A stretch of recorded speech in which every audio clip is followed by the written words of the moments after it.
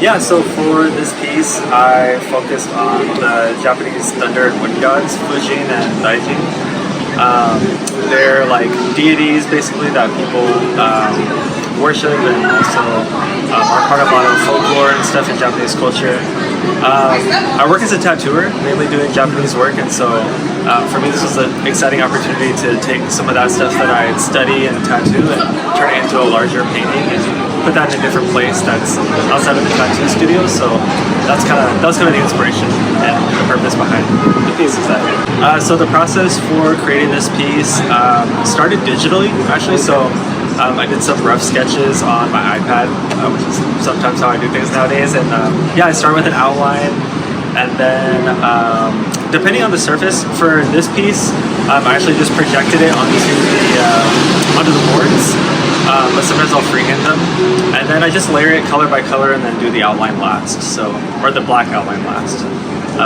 So yeah, it kind of comes together. The way I think about it is kind of like a screen print sometimes, where I just kind of layer it color by color until it's kind of finished that way. And then once I installed it, because it still felt a little empty, I brought in some of the other framed flash pieces to kind of fill out the space and tie it all together. So the paintings only took a couple days. I was able to do them in maybe like 2 days, just because I think this is the way they were painted, but it honestly took me longer to figure out how to hang them in the space. It's not really my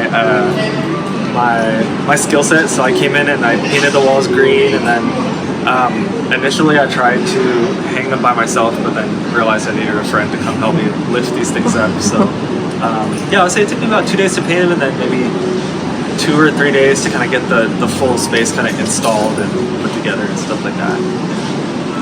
We're really lucky that we live in a diverse community where we get to see all these different cultural influences in all these ways, and I think for me it's just exciting to be able to share that in a way that feels meaningful for me, but also in a way that I think can be cool for other people to experience. And so sometimes with some public artwork, it's really important to have a clear message and speak to a certain issue or community. I think for this one, because it's a temporary piece, and maybe in terms of public art, the Spaceworks windows give artists a lot more creative freedom to do what they want to do. I was a lot more interested in just kind of exploring the tattoo work that I do and bringing that out of the studio and into a more public space. So I wouldn't say I had a clear message, but more than beyond just wanting to share something that I think should get shared more often. I mean, for myself, I feel really lucky that I get to do art in a lot of different ways. I tattoo. What I mainly do is I tattoo people, and that's it's both kind of a personal and a public thing if you think about people showing their tattoos and all that. For public art, though, I think it's just if the project feels right. And public art takes a lot of time and energy and resources to do. It's the shapes. You have to think about the impacts it has on the broader community, and I think it's worth putting the time and thought into to do it well. So I'm always interested in doing them, but just for the right project and the right purpose.